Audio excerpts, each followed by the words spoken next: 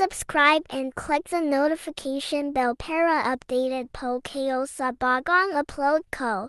Maraming salamat po. Sian. Ikaw muna ang bahala sa anak kong si Celine, ha? Huwag mo sanang ipaalam sa kanya ang nangyayari sa negosyo namin. Wala na talaga ako ngayon. Nabaon na ako sa utang. Sobra akong nagsisisi dahil nalulong ako sa sugal at nabaon ako sa utang ng dahil dito, halos naiyak na saad ni James sa kaibigan niyang si Sian. Huwag ka nang mag-aalala. Ako na ang baalang magpalusot sa anak mong si Celine. Basta, mag-iingat ka sa lugar na pupuntahan mo. At sana pagbalik mo dito, maayos na ang lahat. Sabi naman ni Sian. Ngumiti si James. Oo naman. Magiging maayos ang lahat. Akong bahala. Pagbalik ko, magbabagong buhay na ako. Para sa anak kong si Celine. Gusto kong bigyan siya ng maayos na buhay. Gusto kong maging mabuting ama sa kanya. Tumanggaw si Sian. Sige na. Umalis ka na. Para makarating ka ng maaga sa pupuntahan mo. Sinundan na lamang ni Zion ang papalayong sasakyan ni James. Napabuntong hininga na lamang siya. Gusto niyang tulungan ang kanyang kaibigan ngunit ayaw naman nitong magpatulong sa kanya kahit na pinipilit niya ito. Kaya naman hinayaan na lang niya ito. Tumingin si Sian sa relo niya upang malaman ang oras dahil sisanduan niya sa eskwelahan si Sian. Kinapa niya sa kanyang bulsa ang susi ng kanyang sasakyan at malalaki ang kanyang hakbang na naglakad patungo sa sasakyan niya. Kuya Sian. Bakit ikaw po ang magsusundo sa akin? Takang tanong ni Selena sa kanya. Bumantong hininga si Sian. Mamaya ko na lang sasabihin sa iyo doon sa kotse. Kahit nagtataka man ay sumunod na lamang si Selena kay Sian. At nang makapasok sila sa kotse, agad iyong pinaandar ni Sian. Umalis ang daddy mo. May pupuntahan daw siyang importante lugar kung saan may. Mahalaga siyang kailangang ayusin, panimula ni Sian habang nasa biyahe sila. Kumunat ang noo ni Selena. Ha? At ano naman ang aayusin niyang importante? Bakit hindi niya sinasabi sa akin? Simula nang mamatay si mommy, parang lagi na lang may ginagawa si daddy na importante pero hindi ko naman ito alam. Hindi niya kasi sinasabi. Tapos itong mga nakaraang araw, parang balisa siya. Nakikita ko siya na parang may malaki siyang problema. Tinatanong ko siya pero hindi naman niya sinasabi sa akin kaya naiinis. Ako sa kanya, pagmamaktol ni Selena. Tumikim si Sian. Sa totoo lang, alam ko ring may problema ang daddy mo. Tinatanong ko rin siya pero hindi niya sinasabi sa akin. Kinukulit ko pa nga dahil gusto kong makatulong ako sa kanya kung talaga bang may problema siya. Pero ayaw niyang sabihin. At ang sabi niya lang, maayos na iyong mag-isa. Umirap sa hangin si Selena. Iyan ang nakakainis kay daddy. Kapag may problema siya, ugali niya talaga ang solohin ito. Ayaw magpatulong. Pero nga pala Kuya Sian, bakit mo ako sinundo? Dahil doon ka na muna titira sa bahay ko. Huwag kang mag-alala, malaki naman ang bahay kong iyon. Tanging ikaw, ako at ang mga kasambahay ko lang ang naroon. Madalas din akong wala sa bahay dahil abala ako sa negosyo ko, sabi ni Sian habang abala sa pagmamaneho. Namilog ang mata ni Selena. Ha? Bakit daw? May bahay naman kami ni Daddy ah. Ipinaubaya ka sa akin ng daddy mo. Ayaw kanyang maiwan sa bahay niyo mag-isa dahil baka mapahamak ka. Kailangan mo ng kasama kaya ako ang pinakiusapan niyang magbantay sa iyo. Huwag kang mahihiya sa akin. Kung may kailangan ka, lalo na sa financial, magsabi ka lang sa akin. Alam kong kailangan mo noon dahil nag-aaral ka. Hindi ka agad nakaimik si Selena. Napaisip tuloy siya bigla. Sa tingin niya, may mabigat na problema ang daddy niya kaya siya nito ipinabantay kay Kuya Sian niya. Pagkarating nila sa bahay ni Sian, itinuro ni Sian ang magiging kwarto ni Selena. Nakaayos na ang mga gamit niya dahil inayos na ito ng kanyang kasambahay. Kahit anong gusto mo, sabihin mo lang sa akin para maibigay ko. Okay. Isipin mo na lang, ako ang pangalawang daddy mo. Basta, huwag kang mahihiya, okay ba? Saad ni Sian sabay ngiti. Bumantong hininga si Selena. Opo. Pero pwede po bang kuya pa rin ang tawag ko sa iyo? Hindi kasi ako sanay na tawagin kang daddy eh. Ngumiti si Sian. Walang problema kung ano man ang itawag mo sa akin. Basta, ituring mo na lang ako na pangalawang daddy mo. Uulitin ko, huwag kang mahihiya. Lahat ng kailangan mo ay ibibigay ko, okay. Tumanggaw na lamang si Selena. Nagpaalam naman si Sian sa dalaga dahil may pupuntahan pa siya. Habang si Selena naman ay natulog na lang sa kanyang kwarto. Buong maghapon. Gabi na nang magising si Selena. Pasado alas 11 na nga iyon ng gabi. Marahan. Siyang naglakad patungo sa kusina. Naghanap siya ng makakain niya. Kinuha niya ang ulam sa ref at saka ininit iyon at pagkatapos ay kumain na siya. Nang matapos siyang kumain ay iniligpit na niya ang kanyang pinagkainan at saka hinugasan ito. Saglit siyang tumambay sa labas para magpahangin saglit. Nilanghap niya ang sariwang hangin sa labas. At paglipas ng ilang minuto, pumasok na siya sa loob ng bahay. Walang ingay siyang naglakad patungo sa kanyang kwarto. Malapit na sana siya sa kanyang kwarto nang makarinig siya ng ingay mula sa kwarto ni Sian. Kumunat ang noo niya. Ano iyon? Ungol. Bulong ni Selena sa kanyang sarili. Bahagya kasing nakaawang ang pinto ng kwarto ni Sian. Umuwi kasi ito ng lasing. Muli na naman kasing naalala ni Sian ang yumao niyang girlfriend kaya naman uminom siya at nalasing. At hindi niya namalayan na hindi niya pala naisara ng ayos ang pinto ng kanyang kwarto. Dahil sa gustong malaman ni Selena kung ano ang ingay na narinig niya, marahan siyang naglakad patungo sa kwarto ni Sian. Sumilip siya sa awang ng pinto nito. Itinulak niya pa nga ito ng marahan para makita kung ano ang nasa loob. At nanlaki ang mata niya sa kanyang nakita. Nakapikit si Zion habang nakayog zero heavy bad. Nakahiga ito sa kama habang hawak ang paglalaki nito.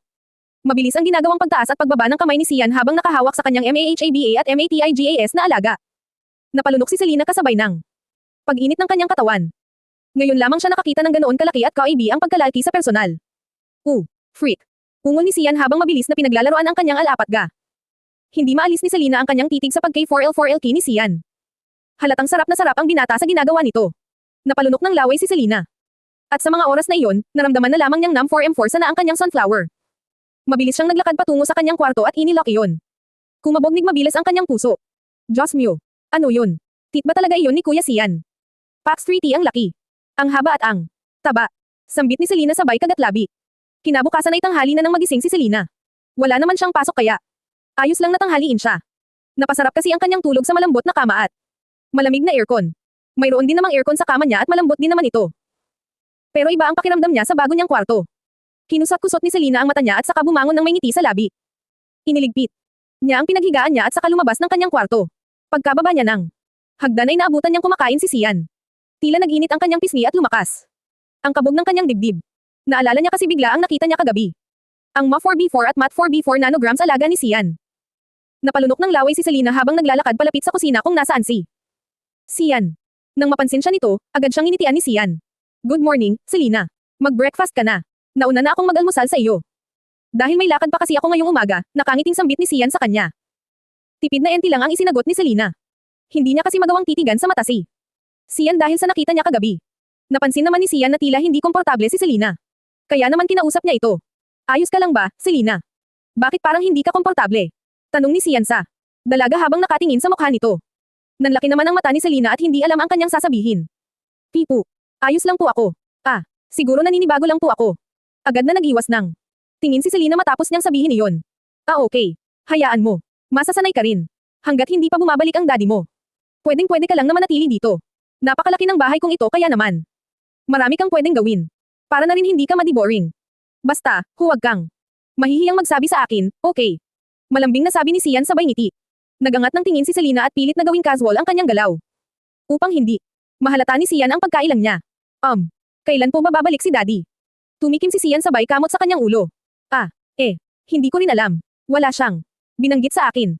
Kagaya nga ng sinabi ko sa iyo, ayaw niyang magsabi sa akin. Kaya wala akong alam.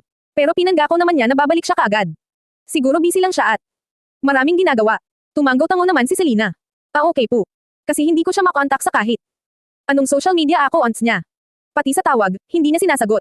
Sa text ko naman, hindi siya nagre-reply. Siguro masyado lang busy ang daddy mo. Leon bang sa sobrang busy niya ay hindi na niya mahawakan ang phone niya. Naranasan ko rin iyon nung marami akong ginagawa. At sa tingin ko, ganoon lang din ang daddy mo, pagpapalusot ni Sian. Hindi na lang umimik si Selena. Inisip niya pa rin kung nasaan na ba ang daddy niya. Nakaramdam siya ng matinding kaba. Ngayon lang siya iniwan ng dati niya ng matagal. Kalimitan ay oras lang ito umaalis at babalik na rin. At ang mas ipinagtataka niya pa, bakit? Kailangan pa siyang ipabantay sa ibang tao. Hi, Selena. Tawag ni Nike na siyang matagal ng kaibigan ni Selena. Guwapo, mestizo at matipuno ang katawan ni Nike. At matagal na itong may gusto kay Selena pero hindi niya ito pinapansin. Bakit? Tanong ni Selena sa kanya. Bakit hindi kita nakita sa bahay ninyo kahapon? Nakasara lang ito. Umuwi ka ba sa inyo? Bakit parang walang tao doon? Sabi ni Nike sa kanya. Bumantong hininga si Selena. Hindi na muna ako magpupunta sa bahay naming iyon. Doon muna ako pansamantalang nakatira sa bahay ni Kuya Sian. Siya ang inutusan ni Daddy na magbantay at manggalaga muna sa akin. Umalis kasi si Daddy at hindi ko alam kung saan pumunta. Nanlaki ang mata ni Nike. Ano? Bakit noon ka naman niya iniwan? Lalaki yon. Tapos, wala pang asawa. Baka may gawing masama sa iyo yon, Selena. Umalis ka na sa bahay na. Iyon. Tumaas ang kilay ni Selena. Hoy, umayos ka nga sa pananalita mo. Huwag kang ganyan. Hindi ganoong klaseng tao si Kuya Sian. Matagal na silang magkaibigan ni Daddy. Almost 10 years na at ni minsan kapag pinababantayan ako noon ni Daddy sa kanya, wala siyang ginawang masama sa akin. At saka ang tanda-tanda na ni Kuya Sian. Hindi siya katulad ng inisip mo. Mabuting tao siya. Tinikom naman ni Nike ang kanyang bibig sabay kamot sa kanyang ulo. Inirapan naman siya ni Selena. Sige na. Pupunta na ako sa klase ko. Bye, sambit ni Selena sabay lakad paalis. Nang matapos ang klase ni Selena, ang driver ni Sian ang sumando sa kanya sa eskwelahan. Pagkapasok ni Selena sa bahay ni Zayan, sinalubong siya ng kasambahay para kumain na. Ma'am Selena, may naluto na po akong pagkain. Kumain na po kayo, sabing kasambahay ni Sian. Ngumiti si Selena. Salamat po. Sige po ako na ang baalang mag-asikaso ng pagkain ko. Magbibihis lang po ako. Kaagad na nagtungo si Selena sa kanyang kwarto at saka nagbihis. Mabilis lang din. Siya tapos sa pagkain. Ilang sandali pa ay dumating na si Sian. Napansin ni Selena na. Para bang hindi maganda ang lagay ng binata. Kuya Sian, ayos ka lang po ba? Bakit ganyan ang itsura ninyo? Tanong ni Selena. Sabay lapit sa binata. Pilit na ngumiti si Sian. Ayos lang naman ako. Medyo masakit lang ang ulo ko. Pero, huwag mo na akong intindihin. Kumain ka lang dyan ng marami, mabagal na sambit nito. At saka nagtungo na sa kanyang kwarto. Sinundan na lamang siya ng tingin ni Selena.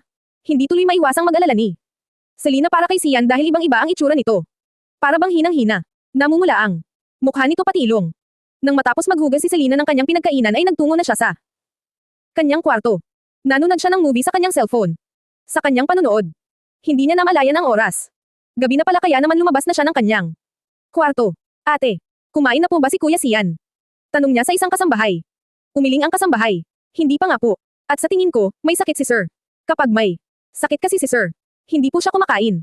Ayaw naman niyang magpaasikaso sa amin. Dati. Kasi, iyong yumaon niyang girlfriend ang nag-aalaga sa kanya sa tuwing may sakit siya.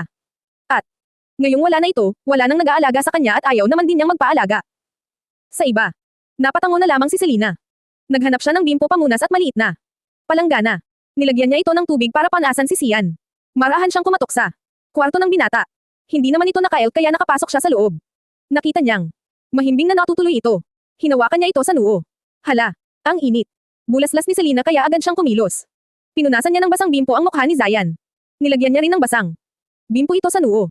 Nagising si Sian dahil doon. Ninitian siya ni Selena. Kuya, sobrang init mo po. Nag-alala po ako sa inyo kaya pumasok na ako dito at pinunasan kayo. Para hindi na tumagal pa ang sakit ninyo, malambing na sambit ni Selena. Maraming salamat, Selena. Pero hindi mo na dapat pa ito ginawa. Nag-abala ka pa. Nakakahiya naman, malumanay na sabi ni Sian. Ayos lang po. Wala naman akong ginagawa. Siya nga pala, ikukuha ko kayo ng pagkain. Kailangan yung kumain para may lakas kayo. May sabaw naman po yung ulam. Natin. Sandali lang kuya, ha? Sambit ni Selena at saka nagmamadaling lambas ng kwarto ni Sian. Napangiti na lang si Sian. Bigla niya tuloy naalala ang yumaon niyang nobya. Ito kasi ang nag-aalaga sa kanya noon kapag may sakit siya. Mabilis na nakabalik si Selena sa kanyang kwarto dala ang pagkain niya. Sinubuan siya nito kaya nakakain siya ng maayos at saka nabusog. Maraming salamat, Selena, sambit ni Sian sabay ngiti. Nginitian din siya ni Selena. Walang anuman, kuya. Pagaling ka po, ha? Kapag may kailangan ka, message mo lang ako para mapuntahan kita dito. Oo sige. Salamat ulit. Agad na lumabas si Selena ng kwarto ni Sian. Napangiti na lamang siya. Ewan niya ba? Pero tila biglang mas gumwapo sa kanyang paningin si Sian. Sian. Parang noong isang araw may nakita akong dalaga sa bahay ninyo. Sino? Yun. Bago mo bang babae? Tanong ni Nico na siyang kaibigan ni Sian. Mabilis na umiling si Sian. Car 4 and 4 do. Hindi. Anak iyon ng kaibigan kong si James. Sa akin niya muna pinasuyo ang anak niyang si Selena. Hanggang ngayon nga ay hindi pa siya bumabalik. Nag-aalala na nga ako. Humawak si Nico sa kanyang baba. Ilang taon na pala iyong Selena? 20 years old na. Ngumisi si Nico. Oh. Tapos ikaw naman ay 38 years old, tama. Pwede kayo. Sa tingin ko, iyan na ang sign para umibig kang muli.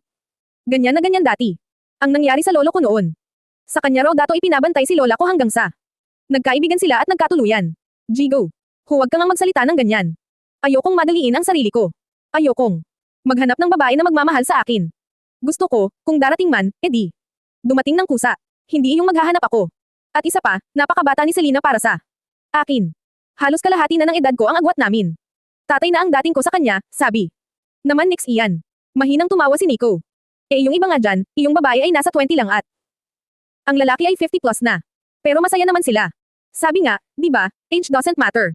So, bakit naman parang ayaw mo sa ganoong edad? Iyon nga ang masasarap. Fresh. Sariwang-sariwa ang bulaklak. Binatukan ni Sian si Nico. Jigo ka talaga kahit kailan. LIB, Jimo. Hoy. Huwag mo akong masabihan ng ganyan. Hindi ka ba nalulungkot sa gabi? Nawala ka man lang nakakat. Kawawa ang tit, ngunyan pre. Malungkot. Hindi nakapapasok. Napailing na lang si Sian. Totoo naman kasi.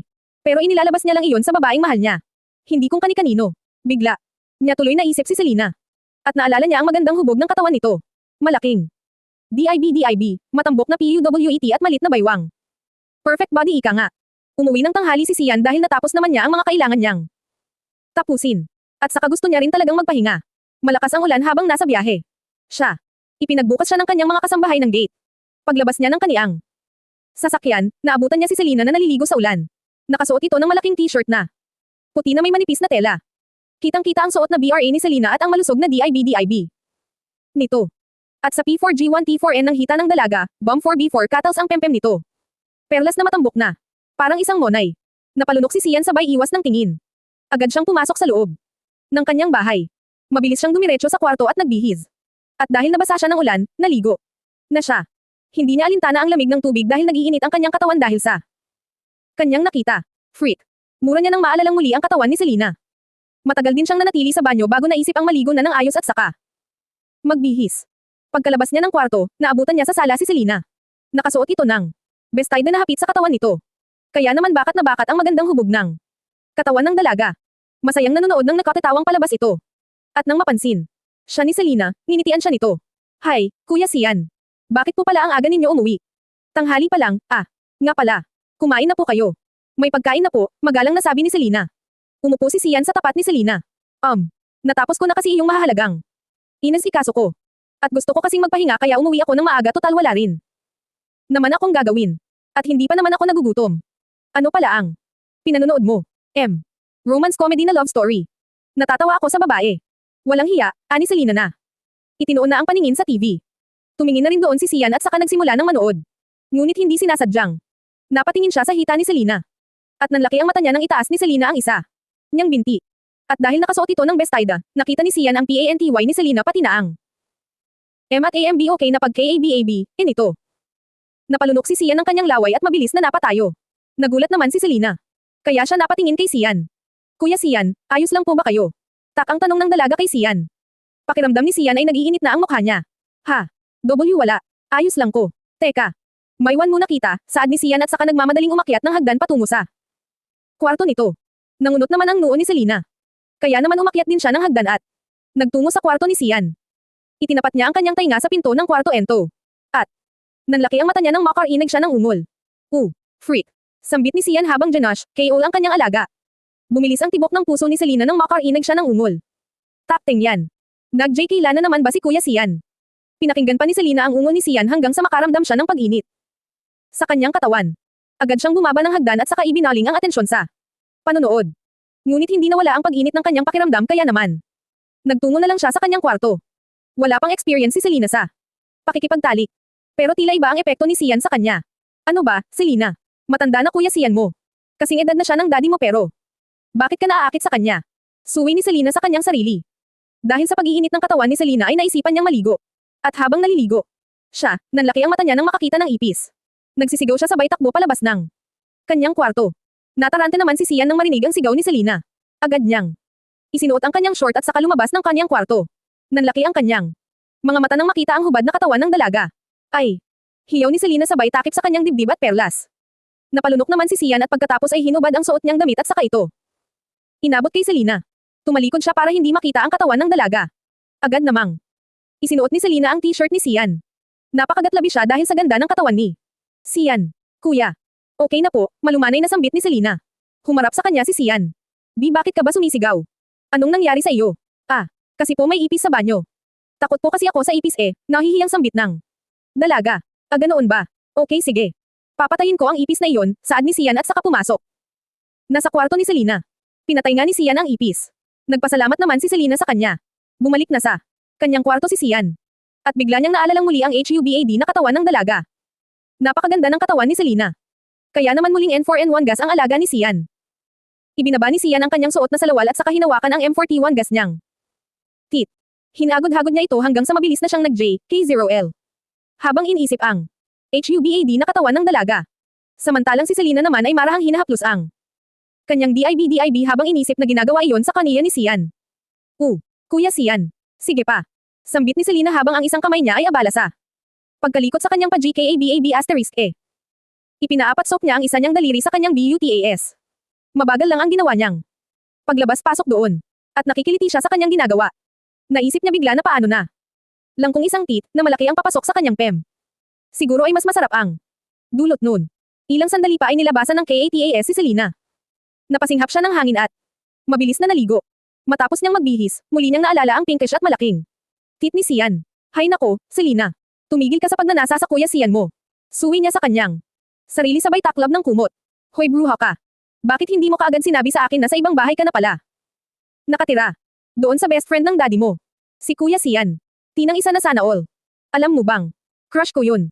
Sa tuwing pupunta siya sa bahay ninyo, talagang nag-aabang ako sa labas. Hindi ko akalain na 38 years old na pala siya. Mukha lang siyang nasa 20s. Super hot niya. Grabe. Yummy tay. Sambit ni Dilda na siyang kaibigan ni Selena. Tumigil ka nga dyan D*LDO. Este Dilda. Para kang bulating kinikilig. Pero tama ka nga. Ang hot ni Kuya Sian. Na kahit siguro sinong babae ay mahuhulog sa kanya, saad naman ni Selena. Humadjakik si Dilda. Talagang kahit na sino. Kaya nga ang swerte mo eh. Kung ako sa iyo, nilandi ko na iyon. Total, wala naman siyang nobya. Malay mo, di ba? Kayo pala ang nakadestiny sa isa't isa. Pumalakpak pa si Dilda matapos niyang sabihin iyon. Umirap si Selena. Loko. Walang ganoon. At isa pa, masyadong malaki ang agwat ng edad namin. 20 years old pa lang ako te. Hinampos siya sa braso ni Dilda. Gaga. Yung iba mga 30 years pa ang agwat ng edad nila, go lang sila.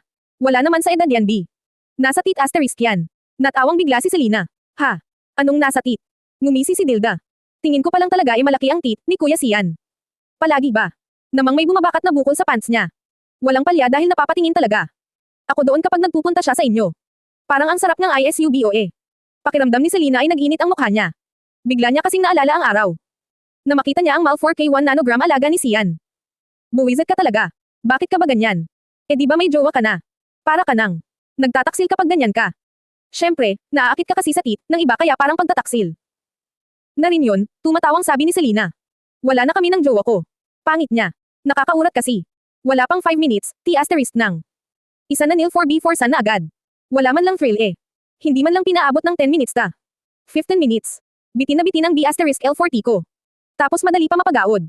Ang maganda kasi sa lalaki ay yung medyo matagal labasan at mabilis KBM 4D0T. Hindi yung mabilis. Mapagod. Tawa naman ng tawa si Selena. Sa bagay, iyon nga ang sabi nila. Para masaya. Raw. Talagang masaya iyon, te. Kaya ikaw, mag-practice ka ng Swab Zero. Para kapag nakajowa. At mabibinyagan na yung bulat mo, at least may alam ka na.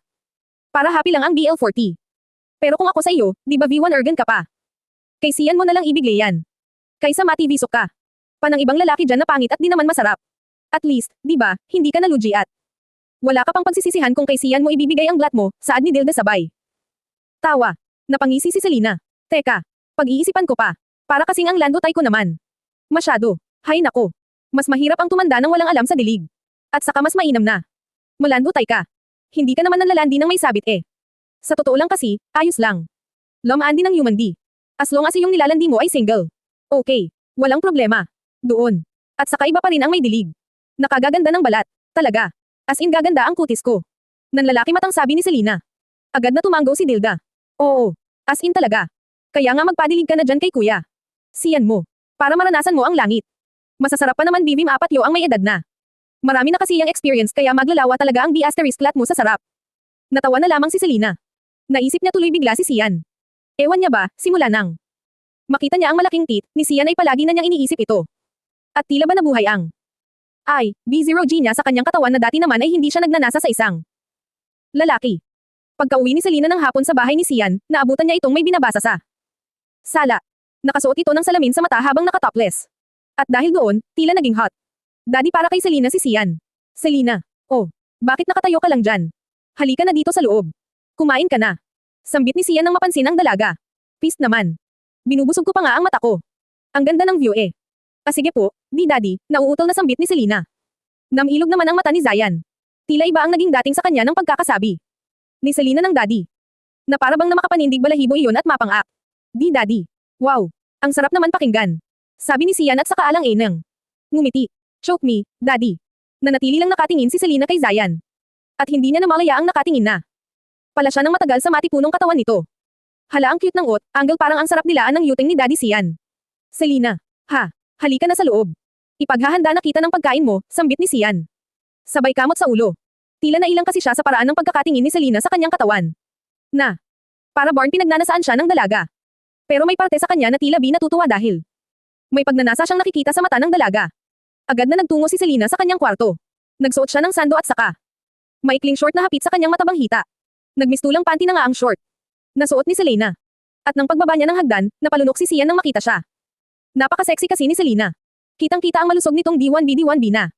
Bumaba ang tingin ni Zayan sa maliit na baywang ng dalaga patungo sa pagitan ng hita nito. Agad na tumingin si Sian sa hinahanda niyang pagkain. Pinagpawisan siya ng Malamig. Bakat na bakat kasi ang pagkab-bay ni Selena pati na ang H1W4 nito. Kaya naman. Nakaramdam ng matinding init sa katawan si Sian kahit na malamig naman ang paligid. Kay kumain ka na, Selena. Ito ang pagkain mo, saad ni Sian sabay lunok. Napatingin. Siya sa cleavage ni Selena. Sige po, Daddy Sian. Salamat po sa paghanda ng pagkain ko. Kainin niyo na po ako. Sabi ni Selena sabay ngiti. Ha? Kunot noong sambit ni Sian. Humadjakik si Selena. Ang sabi ko, kumain na po tayo. Kumain na po ba kayo? Muling lumunok ng laway si Sian sabay iling. Hindi pa. May binabasa kasi ako. Kanina. Kaya nakalimutan kong kumain ng merienda ko. Hindi ko napansin na hapon na. Pala. Ngumisi si Selena. Napapansin niya kasi ang pagsulyap-sulyap ni Sian sa kanyang D1B. Sinadya niya talagang ilabas ang cleavage niya. Napatingin si Selena sa bukol mula. Sa pagitan ng hita ni Sian sabay lunok ng kanyang laway. SHT na malagkit. Parang ang sarap ulamin ng malaking H0 na gramo ni Daddy Zan. Kumusta ka naman sa school? Tanong ni Sian habang kumakain sila. Ayos naman po. Marami nga lang papansin na lalaki sa akin. Nakakainis nga eh. Kulang. Nalang ipalandakan ang sarili nila sa akin. Pero mga gwapo naman po sila at mga masasarap. Matitipuno ang katawan, saad ni Selena sabay tawa ng mahina. Tumikim si Sian. Mga kasing edad mo lang din ba sila? Tumanggaw si Selena. Opo. May iba na matanda lang sa akin ng 1 taon o 2. Hindi nagkakalayo ang edad namin. Alam mo, mas okay na mas matanda ang lalaki. Hindi yung sobrang lapit lang ng edad ninyo. Kasi mas matured na ang lalaki kapag ganoon. Marami na ring experience sa sa buhay, ani Sian sabay tingin sa ibang direksyon. Nawala kasi bigla ang lakas ng loob niya na tingnan ang dalaga sa mata. At hindi siya natuwa sa sinabi nitong maraming lalaki ang nagpapapansin sa kanya. Pero alam naman niya na mangyayari iyon dahil napakaganda at sexy ni Selena. Okay. Kagaya niyo po ba? Pay no senting saad ni Selena. Naubo namang bigla si Sian. Siguro. Kasi sa edad kong ito, marami na akong pinagdaanan sa buhay.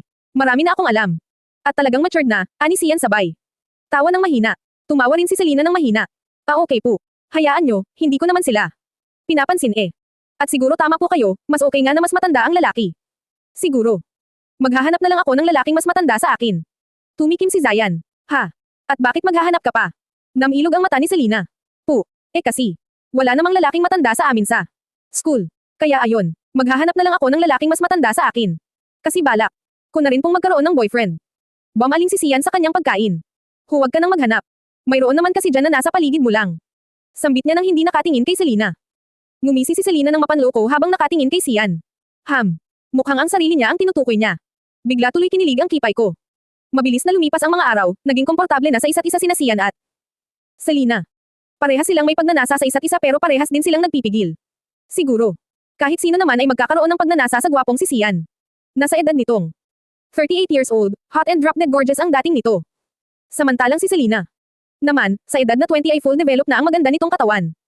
Dagdag pa ang maamo at pinocenti nitong mukha na may tinatago palang kapulyahan. Selena, baka pwede na akong manligaw sa iyo. Alam mo naman na simula high school pa lang tayo gustong gusto na kita. Hanggang ngayong college na tayo ay hindi pa rin nagbabago ang pagtingin ko sa iyo. Mas lalo pa kitang nagugustuhan, sabi ni Nike. Habang naglalakad silang dalawa. Nike. Oo, alam ko naman na gusto mo ako noon pa pero kasi ayoko munang pumasok sa isang relasyon. Ayoko muna ng sagabal sa buhay. Gusto ko kasi ng isang daddy. At iyon ay si Daddy Sian. Malungkot na napakamot ng kanyang ulo si Nike. Haze, tingin ko ay wala talaga akong pag-asa sa iyo. Kasi ganyan ka eh. Wala ka talagang pakialam sa nararamdaman ko. Hindi ko alam kung anong dapat kong gawin para mahalin mo ako. Umirap si Selena. Bakit? Malaki ba yung ano mo? Baka mamaya mas malaki pa yung kay Kay Daddy Sian. Kumunat ang noo ni Nike. Anong malaki ang ano ko? Layong pagmamahal mo ba? Malaki ba talaga yan As in mahaba at malaki ba yang pagmamahal mo? Yun bang mabubusog ako sa pagmamahal mo na yan? Nakataas kilay. Nasambit ni Selena. Alang-inang napatanong si Nike. Oo, malaki talaga ito.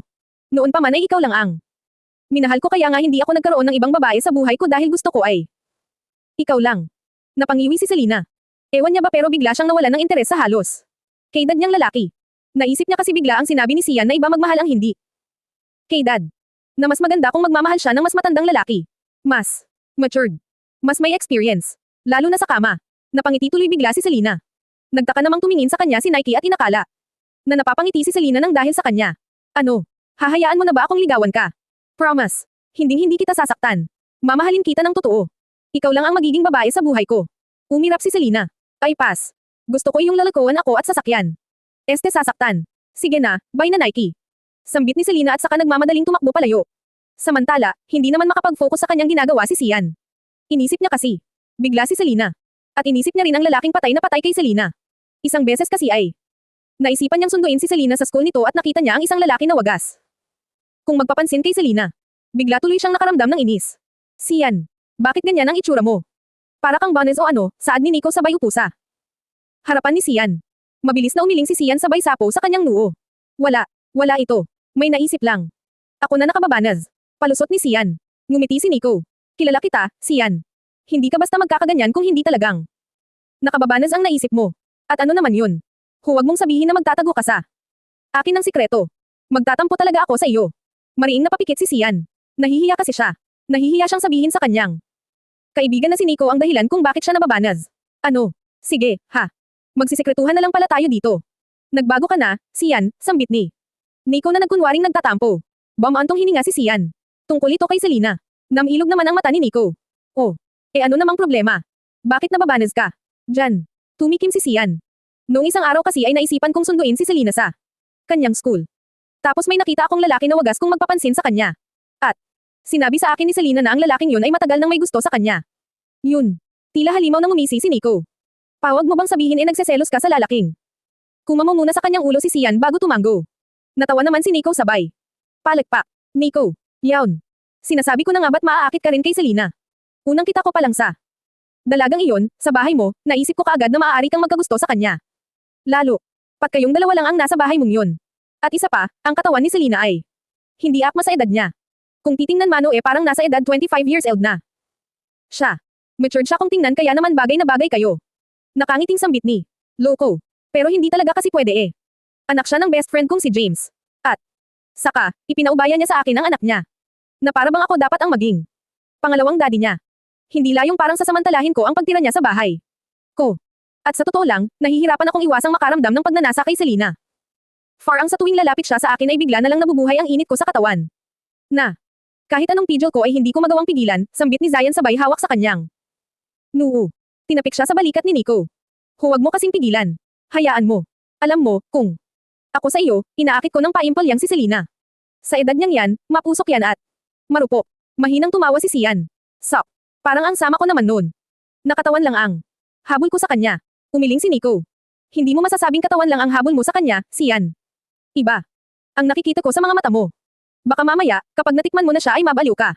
At hanap-hanapin mo. Yung tila ba hinahanap ng ilong mo ang kanyang amoy. At doon mo. May isip na ayaw mo siyang mapunta sa iba at gusto mo sa iyo lang. Bumantong hininga si Sian at sa kanya pinagsalop ang kanyang kamay. Tingin niya ay mahihirapan talaga siyang pigilan ang pagnanasa niya sa dalaga. Ngunit hindi niya maiwasang makaramdam ng guilty dahil anak ng best friend niya ang pinagnanasaan niya. Maagang nakauwi si Selena sa bahay ni Sian dahil ang huli niyang klase ay hindi pumasok ang kanyang professor. Nagpa-attendance lang ito. At dahil wala namang ibang gagawin si Selena ay naisipan na lang niyang umuwi. Agad siyang nagbihis ng damit niya. Pambahay. Suot niya ang manipis niyang puting t-shirt. Paborito niya ito kasi presko sa katawan. At ang pambaba naman niya ang maikli niyang short. Na kung tawagin ay peke. Short na. Naisip ang lumabas ng bahay ni Selena. At dahil malawak ang garahe ni Sian, naglakad. Lakad doon si Selena. Hanggang sa mapunta siya sa likod bahay nito. Napangiti siya dahil maraming magagandang bulaklak ang nakatanim doon. Ay pist. Sambit ni Selena nang bumuhos ang malakas na ulan. Ay hayaan na nga. Mukhang masarap maligo sa ulan. Dagdag niya pang sabi sabay. Taas ng kanyang kamay. Samantala, kara-rating lang ni Sian. Napatakbo siya papasok sa kanyang bahay nang lumabas siya sa kanyang sasakyan. Sa lakas kasi ng ulan ay nabasa na siya. Nilaybot niya ang kanyang paningin sabay tingin sa oras. Umakyat siya ng hagdan patungo sa kanyang kwarto. Ngunit napansin niyang bukas ang kwarto ni Selena kaya sumilip siya doon. Nakita niya ang bag na gamit ni Selena sa school kaya kumunot ang noo niya. Teka, nakauwi na ba siya? Pero may last class pa siya. Nasaan na siya? Tanong ni Sian. Sa kanyang sarili. Agad siyang nagbihis ng damit pambahay. Sinuot niya ang kanyang boxer short kung sana bakat ang malaking Bivik 0L sa P4-Git4N ng kanyang hita. Kahit kasi tulog pa ang alaga ni Sian ay talaga namang malaki ito. At sa pangitaas naman ni Sian ang sando nitong puti. Kitang-kita ang matipunong katawan ni Sian na kay sarap hawakan. Manang. Nakauwi na po ba si Selena? Tanong ni Sian sa kanyang kasambahay. Ay opo, sir. Medyo kanina pa, sagot naman ng kanyang kasambahay. Tumaas ang kilay ni Zion. Nasaan po siya? Bakit wala siya sa kwarto niya? Ay lumabas siya ng bahay. Pero hindi naman sa labas talaga na. Nandito lang siya sa paligid. Kanina ay nakita ko siyang palakad-lakad sa garahe tapos nagtungo siya sa likod ng bahay ninyo. Siguro ay naliligo siya sa ulan, paliwanag ng kasambahay. Tumanggaw naman si Sian. Napatingin siya sa labas ng kanyang bahay. Malakas ang ulan. Nayakap tuloy ni Sian ang kanyang sarili dahil sa lamig na dulot ng malakas na ulan. Pero, gusto niyang makita si Selena kung naliligo nga bang talaga ito kaya naman napasugod si Sian sa ulan. Naglakad siya patungo sa likod ng kanyang bahay. At doon, nakita niya niyang masayang tumatalon si Selena sa ilalim ng malakas na ulan. Alog na alog ang malusog na dibdib nito. Bumakat na kasi ang suot nitong BRA dahil manipis na puting t-shirt lang ang suot nito. Bumaba ang tingin ni Sian sa pagitan ng H1T4 ni Selena. Bumakat na rin ang Mat 4 M0K na pagkabob ni Selena dahil sa basa na ang short nito. Pakiramdam ni Sian ay biglang nag-init ang paligid. Nawala ang lamig na dulot ng malakas na ulan. Daddy Sian. Oh, naliligo ka rin po sa ulan. Tanong ni Selena nang makita siya nito. Naglakad ang dalaga patungo sa kanya. Hindi maiwasang mapalunok ng laway ni Selena dahil sa ganda ng katawan ni Sian. Bakat na bakat ang six-pack abs nito sa suot niyang manipis na sando. At nagawi pa ang mata ni Selena sa bukol mula sa boxer short ni Sian. Mas lam-4K ang Vivek 0L na iyon dahil nag-iinit ang katawan ni Sian. Tinang isa na. Ang laki talaga. Panigurado wasak ang kipay ko nito kapag ipinas 0K sa akin ni Daddy Sian ang note niya. Kanina ka pa ba nakauwi? Tanong ni Sian sa dalaga. Opo. Hindi kasi pumasok ang professor ko sa last subject ko. Eh wala naman po akong ibang gagawin kaya umuwi na lang ako. Tumanggaw tango si Sian. Tama iyon. Kaysa magpunta ka pa kung saan. Baka mapahamak ka pa. Ngumisi si Selena. Tere po, Daddy. Magtampisaw tayo sa ulan. Nagulat si Sian nang hilahin siya ni Selena pero nagpatianod na lang siya. Ngunit hindi. Napansin ni Selena ang bato sa kanyang paanan kaya naman nadulas siya at handa na. Sanang lumagapak sa lupa ang kanyang mukha. Ngunit mabilis ang kamay ni Sian. Nahapit. Kaagad siya nito sa kanyang baywang. Naidiin ni Sian ang kanyang sarili sa dalaga. Nagkatitigan silang dalawa. Napalunok si Sian dahil ang lapit na sobra ng kanilang mukha. Nakulang na lang ay maglalapat na ang kanilang labi. Ayos ka lang. Tila napapaos na sambit ni Sian. Damang-dama niya kasi ang M4 Loss 0 na gramo na D1B ni Selena na ngayon ay nakadikit sa kanyang dibdib. Upo. Salamat po sa paghila sa akin. Hindi ako lumagapak sa lupa, ani Selena na. Nauutol pa. Ramdam na ramdam niya kasi ang M41 gas na alaga ni Sian sa kanyang puson. At mas tumigas pa iyon dahil nakadikit ang dibdib niya sa matipunong dibdib nito. Tinang isa ng noto mo naman, Daddy. Ang tigas.